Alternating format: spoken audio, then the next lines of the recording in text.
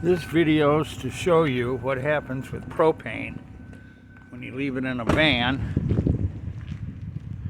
and have a space heater.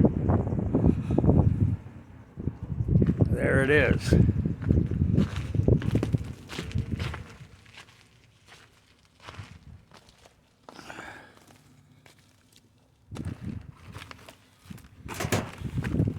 And you can see the propane thing there. That's what happens. All you van lifers, beware. This could happen to you.